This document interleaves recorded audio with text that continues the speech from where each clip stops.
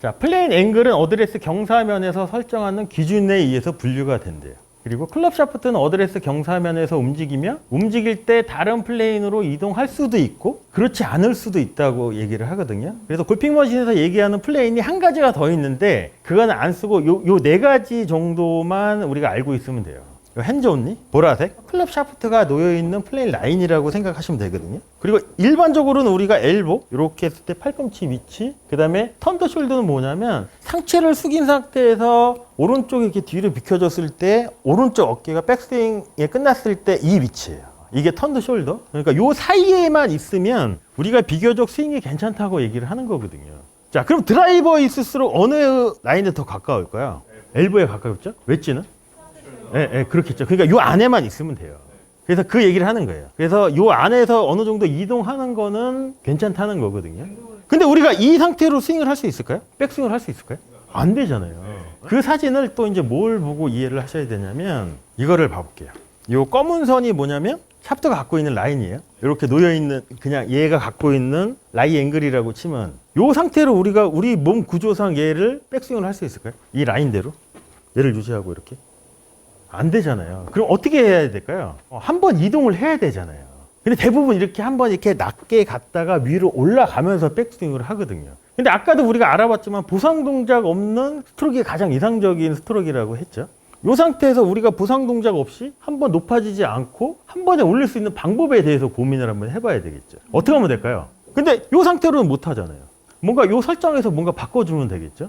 손이 조금 멀어지면 어떻게 될까요? 손이 이 상태에서 조금 더 이렇게 멀어지면 그러면 요 검은색 라인이 손이 이렇게 멀어지면 얘가 이렇게 요 턴더 숄더 앵글로 바뀔 수가 있겠죠. 그럼 자연스럽게 오른 팔뚝도 이렇게 있던 게 이렇게 높아지면 자연스럽게 이 팔뚝도 요 빨간색 턴더 숄더 앵글하고 맞을 수도 있겠죠. 어드레스 상태에서 이 손의 위치가 어떻게 되면 더 편할까요? 멀어져야 돼요. 이렇게 멀어졌어요. 그럼 얘가 거의 같은 라인이죠. 근데 손이 가까워져요. 그럼 얘가 어떻게 되나요? 더 이렇게 플랫해지지 않나요? 요 상태가 이렇게 접히면 여기에요. 제 손의 위치가 여기죠? 이렇게 보내면. 그러면은 라인을 이렇게 지켜주면 우리가 한번 높아지는 동작이 없을 수도 있잖아요. 근데 이걸 누가 할까요? 투어에서. 딕센버가 이렇게 해요. 그래서 이 상태로는 우리가 백스윙을 할 수가 없잖아요. 사실상.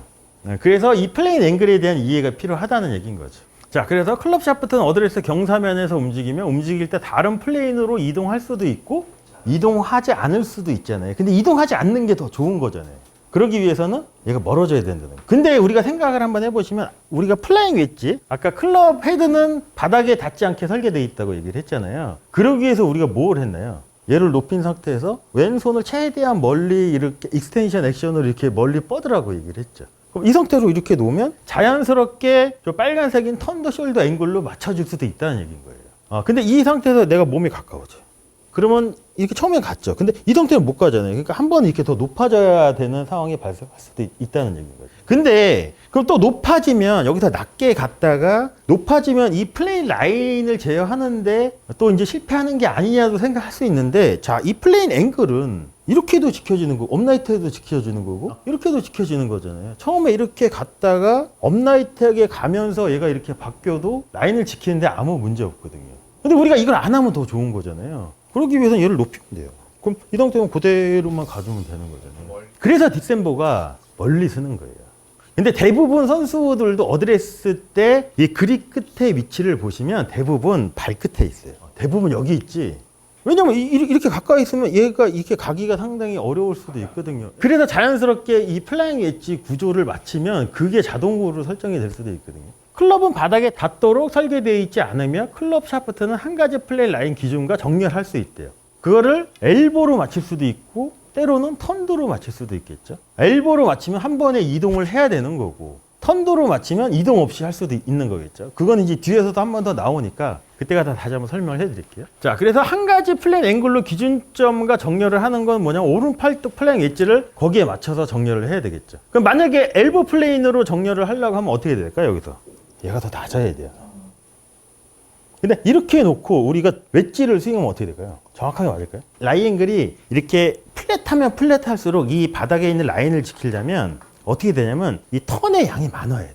근데 얘가 업라이트 하면 턴의 양이 비교적 적어도 괜찮거든요. 근데 웨지 같은 경우는 앵글드 힌지를 쓰기 때문에 턴의 양이 많으면 안 좋잖아요. 그러니까 비교적 여기에 가까운 게 더 유리한 거고, 드라이버 같은 경우는 호라이즌탈 힌지를 쓰니까 얘가 이렇게 조금 더 낮아도 괜찮다는 거죠.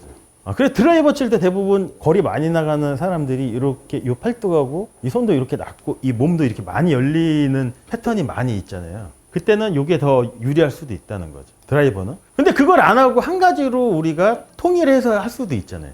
그런 변화 없이. 근데 드라이버 칠 때는 이렇게 바꾸고 웨지를 칠 때는 이렇게 바꾸는 것도 어떻게 보면은 그렇지 않고 그냥 여기에 맞춰서 웨지나 드라이버를 다 쳐버리면, 그러니까 이렇게 회전된, 그렇죠. 이렇게 상체를, 제가 이렇게 상체를 덜 숙이면 더 높을 여길 거고, 더 숙이면 여길 거고, 얘는 이제 클럽에 따라서 턴더 숄더는 바뀔 수 있겠죠. 엘보도 마찬가지로. 엘보도 내가 더 숙이면 이 위치인 거고, 덜 숙이면 더 높아질 수도 있는 거고, 그 차이일 수도 있겠죠. 그래서 클럽 샤프트는 엘보 및 턴더 숄더 플레인 앵글 사이에서 정렬되어야 하며 가장 유용하게, 요 두 가지가 가장 유용하게 쓰인대요. 그 이유가 뭐냐면 두 플레인 앵글을 정렬하는 이유는 임팩트에서 클럽 헤드의 토나 힐이 너무 들리지 않게 할 수 있대요. 우리가 다운힐이나 업힐에서 공 칠 때 보정을 하잖아요. 이렇게 발끝 오르막일 때는 훅이 나고 발끝 내리막일 때는 슬라이스가 나죠. 그 이유가 뭐냐면 얘가 발끝 오르막일 때는 어떻게 되면 이 플레인 앵글이 이렇게 플랫해지는 걸 수도 있겠죠. 그러면 저 엘보보다 더 이렇게 플랫할 수도 있다는 얘기인 거거든요. 그럼 어떻게 되냐면 얘가 플랫하면 플랫할수록 토우가 이렇게 많이 들리죠. 그러면 이 끝이 어디를 향하나요? 왼쪽이죠. 근데 얘가 더 우측이죠. 근데 엘보하고 턴더 숄드 안에만 있으면 얘가 너무 이렇게 많이 들리는 게 어느 정도 보완이 된다는 거죠. 그래도 저 두 가지 안에만 있으면 된다는 거예요, 엘보하고. 근데 엘보보다 더 낮아요, 공을 치는데.